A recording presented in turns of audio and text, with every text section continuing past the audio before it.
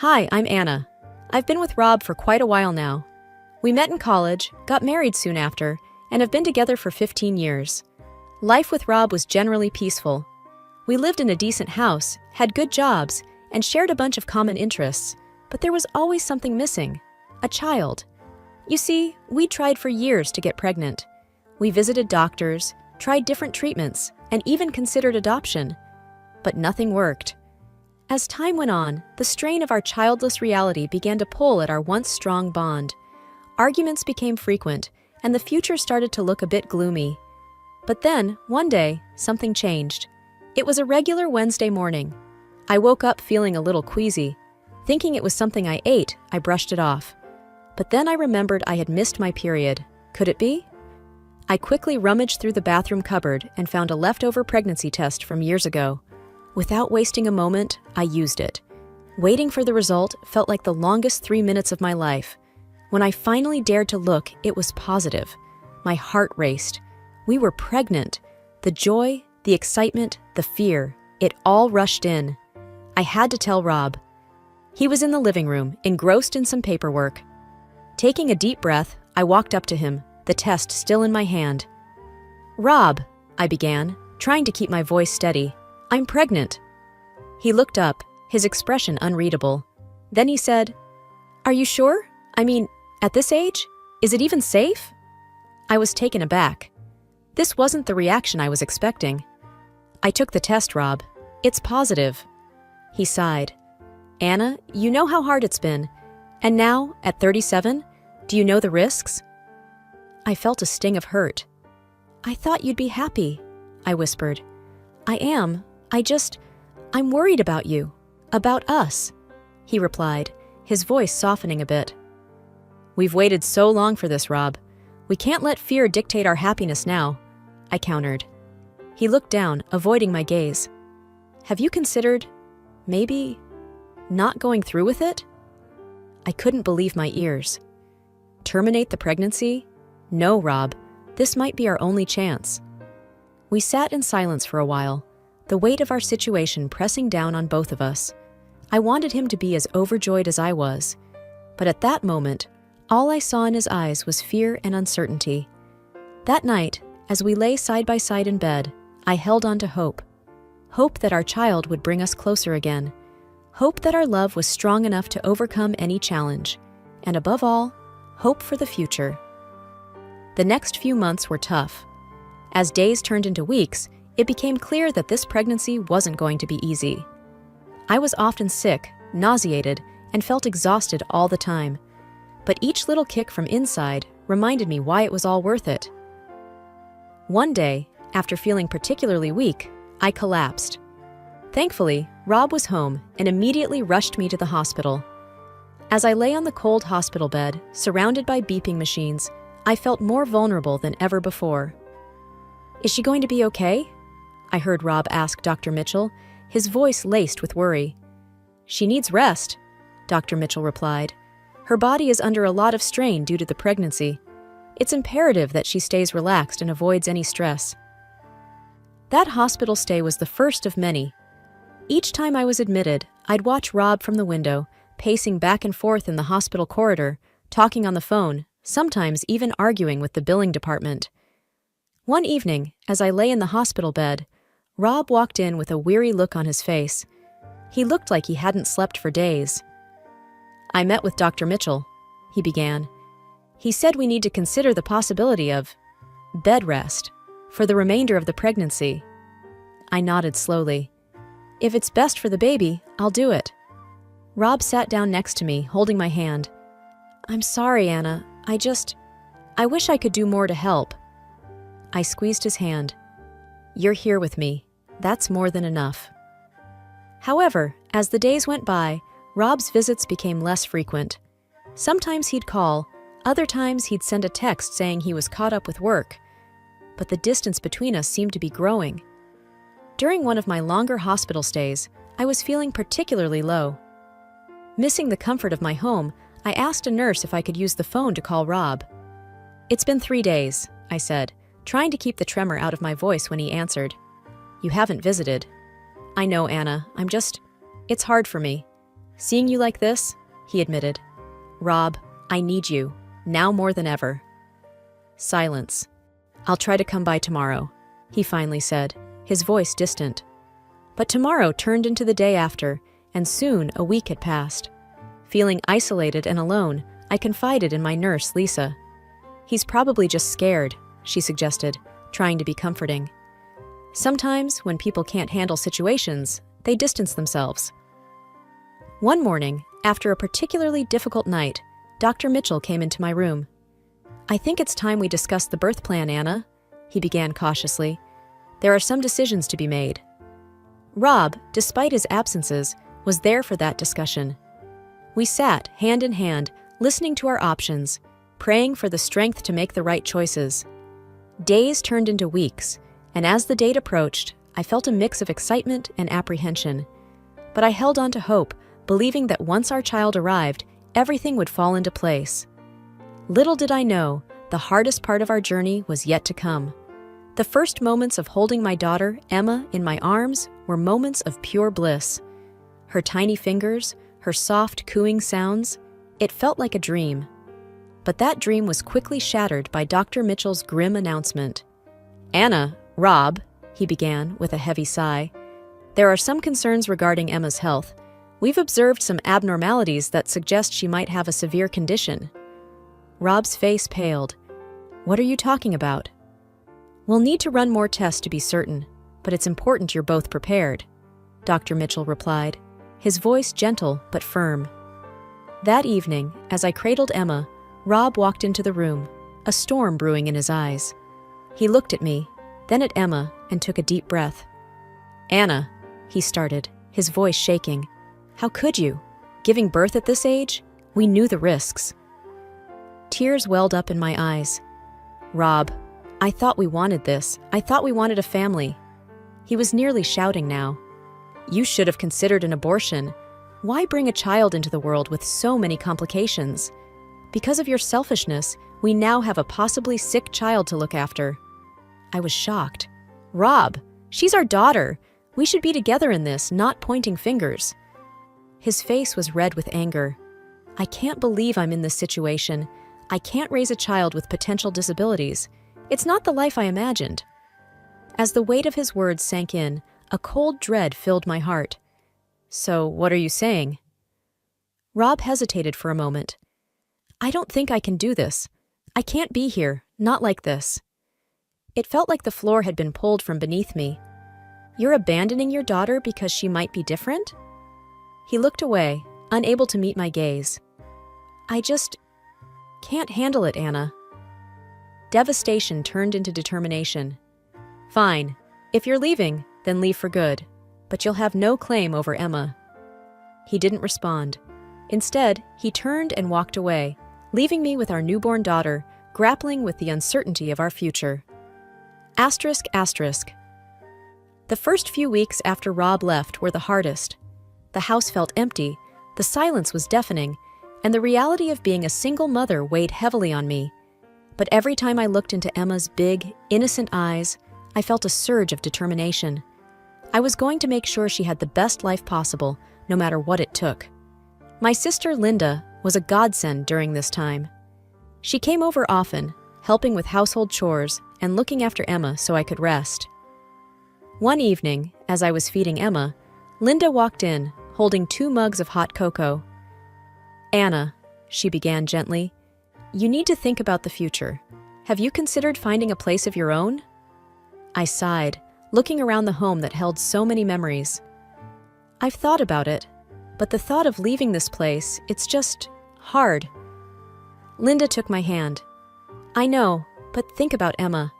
This house will always remind you of Rob and everything that happened. You both deserve a fresh start. She was right. I needed to let go of the past and focus on building a new life for Emma and me. The search for a new place wasn't easy. With my limited savings and no job, options were limited. But then, one day, Linda called me excitedly. Anna, you won't believe what I found. There's a small house for rent in my neighborhood. It's perfect for you and Emma. I went to see the house the very next day. It was a cozy 2-bedroom place with a small garden in the back. The landlord, Mrs. Peterson, was a kind, elderly lady who lived next door. "Linda speaks very highly of you," Mrs. Peterson said, smiling warmly. "The place is yours if you want it." I felt tears of gratitude welling up. "Thank you, Mrs. Peterson. This means so much to me." Moving in was hectic, but with Linda's help, we managed. As I set up Emma's room, filling it with toys and her tiny clothes, a sense of peace washed over me. This was our home, our sanctuary. Linda popped her head into the room. "How's it going in here?" I smiled, hugging Emma close. "It's perfect. I can't thank you enough." She hugged us both. "That's what family is for. You're not alone in this, Anna. Remember that." Days turned into weeks, and life began to settle into a new routine. Morning walks with Emma, visits to the local park, and coffee dates with Linda became our new normal. One day, as Emma and I were playing in the garden, Mrs. Peterson walked over, holding a tray of freshly baked cookies. "Thought you two could use a treat," she said, smiling. I smiled back, taking a cookie. "Thank you, Mrs. Peterson. It's delicious." She chuckled. "Call me Ellie. Feels strange being called Mrs. Peterson by my new neighbor." We chatted as Emma giggled and played. Ellie shared stories of her own children, offering advice and wisdom. I felt a connection, a sense of community that had been missing for so long. As the days went by, the pain of the past began to fade. With the support of my sister and new friends like Ellie, I realized that while one chapter of my life had closed, another, even more beautiful one, was just beginning. Emma's first birthday was just around the corner, and I was deep in preparations. Ellie and Linda offered their assistance, suggesting ideas for decorations and games. As the day drew nearer, I found myself reflecting on the whirlwind of the past year. My baby girl, Emma, was blossoming into a bubbly, inquisitive child, her laughter a constant source of joy. One afternoon, as I was laying Emma down for her nap, the phone rang. The sound was sharp and unexpected. "Hello?" "Hello, Anna," came the familiar voice. It was Dr. Mitchell. I felt a twinge of anxiety. "Dr. Mitchell, is there a problem?" He hesitated, which only deepened my concern. "Anna, I need you to come to the hospital. There's something about Emma we need to discuss." I felt my heart in my throat. "Is she okay?" His voice was thick with regret. "Please come in. We need to talk face to face." Linda agreed to watch Emma while I rushed to the hospital. The drive felt much longer than it was, my mind racing with worst-case scenarios. Dr. Mitchell greeted me in his office, his usually calm face lined with worry. "Anna, I'm so sorry to call you in this way." My patience was thinning. "What's going on?" Taking a deep breath, he began. "There's been a grave error. The initial tests we ran on Emma after her birth got mixed up with another baby's." My confusion grew. "Meaning?" He met my gaze, his eyes filled with regret. "Emma is healthy, Anna. She doesn't have any medical condition. I can't express how deeply sorry I am." The weight of his words hit me hard. "You mean to tell me I've lived this past year under false assumptions? My life turned upside down because of this?" His voice was barely above a whisper. "Yes, and it's my responsibility. I can't begin to fathom the pain this has caused." I thought of Rob, of the bitterness and the pain. This mistake, it's shattered my life. Dr. Mitchell looked defeated. "I know words can't change the past, but I'll do everything I can to make it right." I took a moment to collect my thoughts. I need time to process this. Driving home, a mix of relief and fury consumed me. Yet, seeing Emma's joyful face as I walked in grounded me. She was my world, and she was okay. That night, Linda and I sat down, and I relayed everything. She was horrified. "Anna, what are you going to do?" I looked at Emma, peacefully sleeping. "For now, nothing. And I don't want Rob to know. He made his choice." Linda squeezed my hand. "You're strong, Anna. Remember, you're not alone in this." In the stillness of the night, I reflected on our journey. Yes, the revelation about Emma's health was bittersweet. But one thing was for sure. I would protect and cherish her, regardless of the past. The swift passage of time amazed me. Before I knew it, Emma was already 5 and gearing up for her first day of school. My feelings were a whirlwind of pride, hope, and the natural apprehension of a mother. At breakfast, a few days before school, Emma gazed at me, her eyes shimmering with anticipation. "Mom, will I be going to school like other kids?" I smiled warmly. "Yes, sweetie. In just a few days, you'll be starting." Her face lit up. "Will I find friends there? Will they like me?" Touched by her innocence, I assured her, "Emma, you're such a lovely girl. Of course, they'll adore you." On her first day, dressed in her new school uniform with a pink backpack hanging from her shoulders, Emma paused at the school gates. With a quiver in her voice, she admitted, "Mommy, I'm scared no one will talk to me." I crouched to her eye level. "Honey, always remember to be yourself. You're amazing, and they'll see that. Just give it some time." Her small hand waved goodbye as she joined the bustling crowd of students. I watched her until she was out of sight, my heart heavy with the typical worries of a parent. A few weeks later, Emma was all excitement and stories about her new friend Sophia. Their adventures during breaks, their shared love for painting, and their little secrets. One day, she bounced home asking, "Mom, can Sophia come over tomorrow?" Delighted at her blossoming friendship, I agreed. "Absolutely. I'm eager to meet your new buddy." The next afternoon was filled with their giggles and playful shouts. From the corner of my eye, I noticed their genuine bond and thought of how childhood friendships were so pure and uncomplicated. As the sun dipped, a car pulled up. Emma, holding Sophia's hand, led her to the door. To my shock, standing there were Rob and a young woman, presumably his new wife. "Emma, inside. Now." Rob's voice was curt. Sophia, sensing the tension, looked worriedly between her parents and me. "Daddy, I had so much fun. Emma's my best friend." Rob's gaze was cold. "Sophia, we've talked about this. You shouldn't play with ... inferior children." His voice dripped with disdain, making it clear whom he referred to. I felt a rush of anger. Before I could retort, the young woman, probably trying to mediate, gently tugged at Sophia's hand. "Come, dear, let's go home." Emma stood close to me, her eyes filled with confusion and hurt. As the car drove away, she whispered, "Mom, why did he say that?"